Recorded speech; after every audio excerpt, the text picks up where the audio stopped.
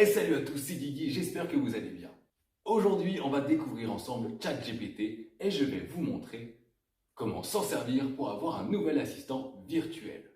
Vous allez voir qu'en quelques minutes de formation, vous allez pouvoir maîtriser cet outil et ça, c'est vraiment une aide énorme.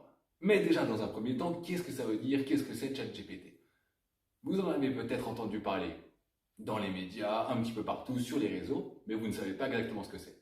Eh bien, c'est une intelligence artificielle. Bon, jusqu'à là, peut-être que ça ne vous aide pas.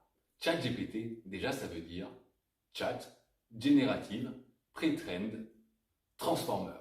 C'est un outil qui est conçu pour comprendre et générer du texte de manière conversationnelle. En fait, c'est un petit peu comme un ami qui sait tout. Vous avez une question, vous lui posez. Mais pas seulement, c'est ça qu'on va voir. Il a été formé avec des milliards de données. Alors j'ai beaucoup entendu dire, bon, ChatGPT c'est un peu un Google amélioré, ça va pas vraiment nous servir. Alors pas du tout, on va voir tout de suite les différentes utilisations de ChatGPT, tout ce qu'il est capable de faire. En fait, il peut faire comme Google, c'est vrai, mais c'est qu'une petite facette de tout ce qu'il va pouvoir faire. Google, je vous le rappelle, c'est un moteur de recherche. En fait, vous allez taper des mots-clés dans un moteur de recherche et lui, il va aller chercher, en fait, parmi les pages qu'il a indexées, les meilleurs résultats qui correspondent aux mots que vous avez mis. Les meilleurs ou alors ceux qui ont payé. Ça, c'est un fonctionnement normal d'un moteur de recherche. Une IA comme ChatGPT, ça n'a rien à voir. En fait, ce qu'elle va faire, elle, c'est qu'elle va répondre comme elle a appris à répondre. Vous allez lui parler, vous allez lui donner un contexte, vous allez lui expliquer un maximum de choses, et elle va répondre comme elle a appris à le faire. Et vous allez voir que c'est beaucoup plus puissant. Et surtout, ça s'adapte. Pourquoi conversationnel? Parce que Google, vous tapez 15 fois la même requête, vous aurez 15 fois la même réponse. Mais pas avec une IA. Parce que vous pouvez lui préciser des choses à chaque fois. Vous pouvez changer un élément du contexte, vous pouvez lui dire que vous n'êtes pas d'accord, vous pouvez lui dire que la réponse ne vous convient pas, et en demander une autre. Et surtout, il va vous donner des conseils qui vont être personnalisés en fonction de ce que vous avez déterminé juste avant. Et justement, cette vidéo, elle est faite pour ça, pour apprendre à s'en servir, pour bien comprendre cette notion de contexte qu'il n'y a pas dans Google par exemple. Parce que le plus gros problème d'aujourd'hui, c'est que quand on va dessus, on pense Google, on pense moteur de recherche. Forcément, on n'a que ça en fait comme comparaison, donc c'est difficile de réfléchir autrement. Alors reste bien dans cette vidéo et tu vas voir que ça va être ton meilleur ami. Ou alors ton assistant. Donc ChatGPT, il peut faire quoi? Il peut faire des réponses à des questions générales, jusque-là un petit peu comme Google, mais en amélioré, bien plus puissant. Il peut faire également des tutoriels. Et oui, vous lui demandez comment faire quelque chose, il va vous donner toutes les étapes pour les réaliser. S'il y a une étape que vous ne comprenez pas, vous pouvez lui demander plus précisément cette étape-ci. Il va la détailler encore plus. Donc si vous êtes sur un logiciel ou quelque chose, vous allez voir, on va faire des exemples juste après, et que vous n'arrivez pas à faire quelque chose, vous lui demandez et c'est parti, il vous explique. Très très très fort, il va faire également de la création de contenu. Vous allez lui demander de créer du contenu spécifique pour quelque chose, imaginons pour un blog ou ce genre de choses, eh bien il va tout vous créer. Vous définissez tous les paramètres et il va tout vous créer. C'est la même chose pour créer une histoire par exemple. D'ailleurs, j'ai créé une autre petite chaîne, juste pour m'amuser, où je vais faire une cinquantaine d'histoires en français, en anglais et en espagnol. Et oui, c'est ça le point d'après, il permet également de traduire. Et il traduit très très bien. C'est pas de la traduction mot pour mot, non, pas du tout. Ça peut être aussi une aide à la rédaction. Vous êtes en train de rédiger quelque chose, vous n'y arrivez pas trop ou vous voulez reformuler, eh bien, il va vous permettre d'améliorer votre contenu tout simplement en vous proposant des choses ou tout simplement en le faisant à votre place. Ça peut être aussi une aide à la planification. Et oui, il va vous donner des conseils, des suggestions, des idées, comment faire pour gagner du temps, comment faire pour faire les choses au mieux. Il ne vous oblige à rien, bien évidemment, mais vous allez voir que c'est vraiment une aide très forte. Et c'est aussi un gros support technique. Comme je vous l'ai dit tout à l'heure avec les tutoriels, vraiment, dès que vous n'arrivez pas à faire quelque chose, vous lui demandez, il vous explique avec des mots que vous comprendrez très bien, puisque comme c'est conversationnel, eh bien, vous lui parlez. Si jamais vous ne comprenez pas, vous lui demandez de reformuler. Ou alors, vous posez une question, une autre question. Et il répond, il est toujours content. plus, il s'adapte à votre façon de parler. Et tout ça, c'est avec la version gratuite. On va passer maintenant à quelques exemples. Je vais vous montrer comment faire. Et je vais surtout vous montrer l'importance du contexte. Parce que plus vous allez détailler le contexte, et plus ça va être précis. Et donc, mieux ce sera. Quand vous arrivez sur ChatGPT, c'est exactement ici que vous arrivez. Par exemple, ici, je vais lui dire « Salut ChatGPT, j'ai besoin d'aide pour générer des idées pour un article de blog sur des voyages. Peux-tu m'aider ?» Jusqu'à là, vous êtes d'accord avec moi, ce n'est pas très précis. On va reprendre un petit peu tout ça. Vous avez vu qu'il m'a déjà donné 10 idées rapidement. Donc, il y a les 10 destinations hors des sentiers battus à visiter en 2023, comment voyager avec un budget limité et en profiter pleinement. Et voilà, il y a 10 idées comme ça qui sont déjà ingénieuses. En réalité, elles sont déjà très bien. Maintenant, ce que je vais dire, c'est qu'en fait, je vais être un petit peu plus précis. Je vais lui dire, je veux des idées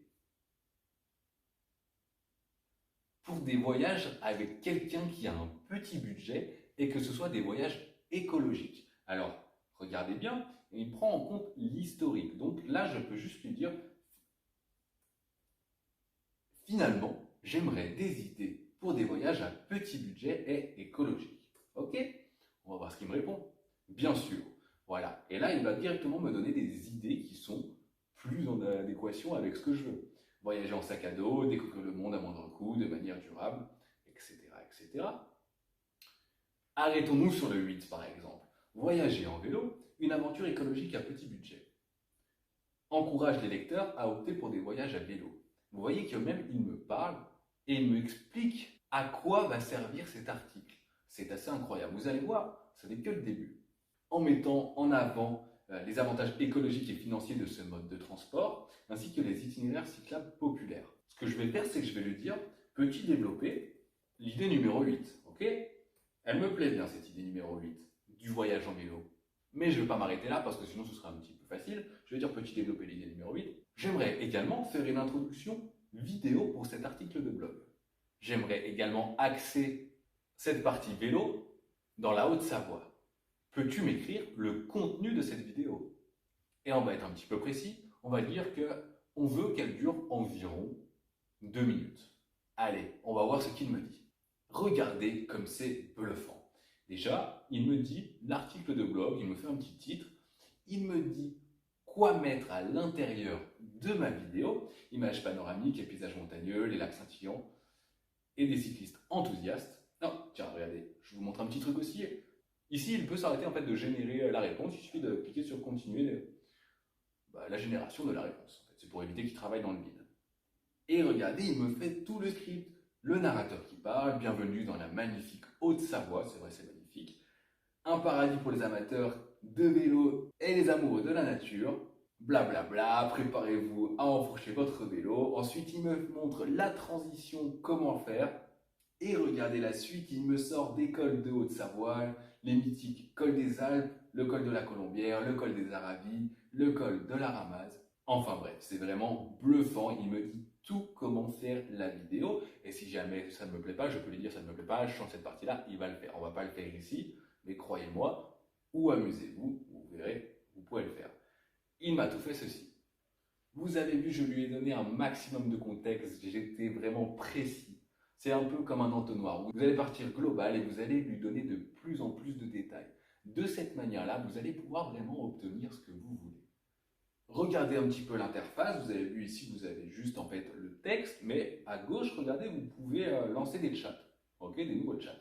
Et bien, c'est ce que je vais faire. Je vais lancer un nouveau chat. On repart de zéro. Changement complet de contexte.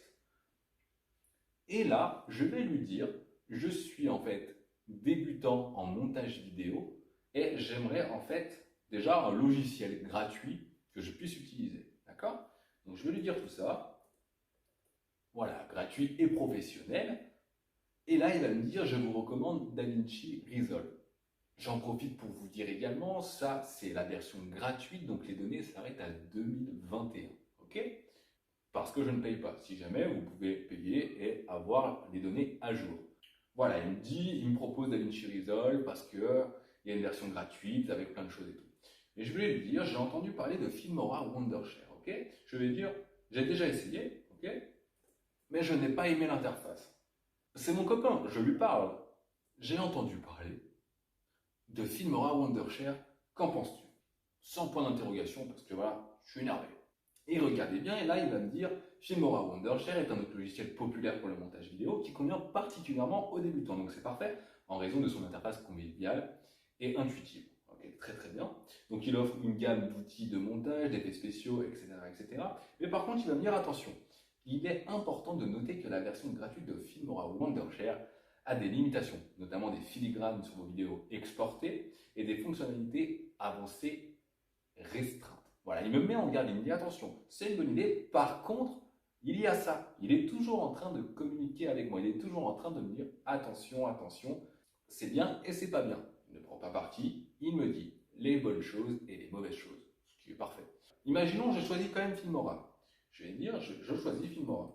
Et là, je vais dire, moi je suis débutant, donc je ne connais pas. Je vais juste lui dire, peux-tu me donner des conseils? Et c'est là qu'on voit la puissance en fait de l'IA conversationnelle.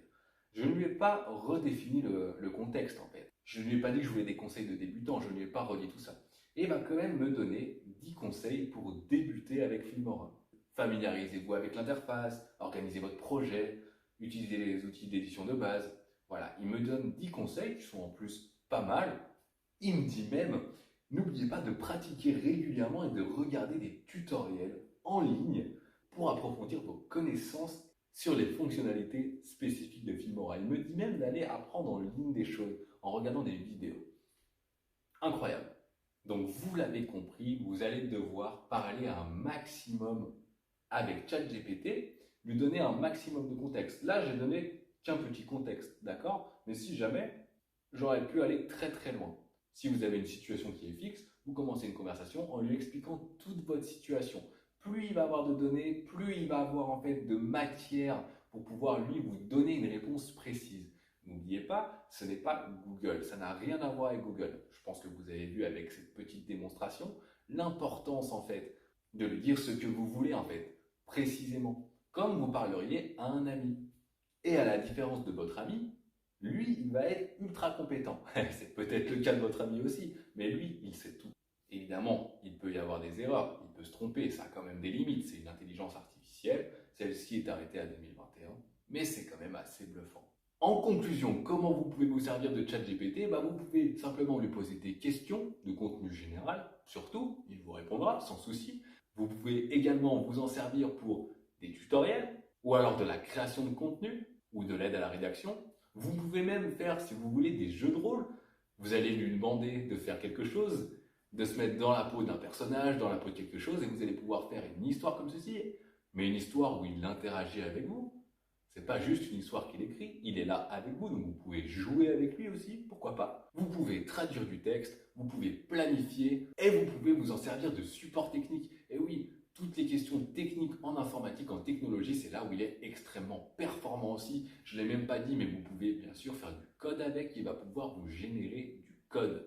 Un petit exemple juste ici, je lui ai dit, peux-tu m'écrire un petit programme en Python permettant de récupérer des données d'Excel? Il m'a dit, bien sûr, voici quelques exemples, j'ai vraiment été super large. Quelques exemples de programmes en Python, et regardez ici, on voit vraiment le code, on voit vraiment le Python. Si vous avez déjà codé en Python, vous voyez que c'est exactement la même interface. On a les commentaires, on a les couleurs, tout est pareil. Enfin, ça dépend sur quel logiciel vous avez codé, mais en tout cas, ça ressemble énormément. Et il me dit qu'il faut utiliser la bibliothèque Panda, et ensuite, il m'explique même, assurez-vous d'installer la bibliothèque Panda en utilisant la commande pipe install Panda. Voilà, il m'explique tout comment ça fonctionne. Donc très utile aussi pour générer du code. Et si jamais il y a une erreur de code, vous pouvez lui dire le code que vous avez mis et où est-ce qu'il peut voir lui une erreur. Là, il va pouvoir vous aider aussi. J'espère que vous avez pu saisir l'importance de ChatGPT, son fonctionnement, et je suis sûr que vous avez trouvé une idée de comment il va pouvoir vous aider, de comment il va vraiment pouvoir être utile et vous faciliter la vie. En tout cas, moi je compte lancer une mini-série pour pouvoir vous apprendre plus de choses avec justement ChatGPT. Avec des petites conversations, des petits échanges entre lui et moi pour que vous puissiez apprendre de manière ludique et dynamique. En tout cas, ChatGPT m'a dit que c'était une super idée. Pour l'heure, cette vidéo est terminée. J'espère que ça t'a plu, qu'elle a pu t'apporter des connaissances, des compétences. Et en tout cas, si ça t'a plu, n'hésite pas à mettre un thumbs up, à partager ce contenu, allez t'abonner si ce n'est pas encore fait. Et moi, je te dis à très vite pour ma petite prochaine série ou dans d'autres vidéos. Allez, à plus!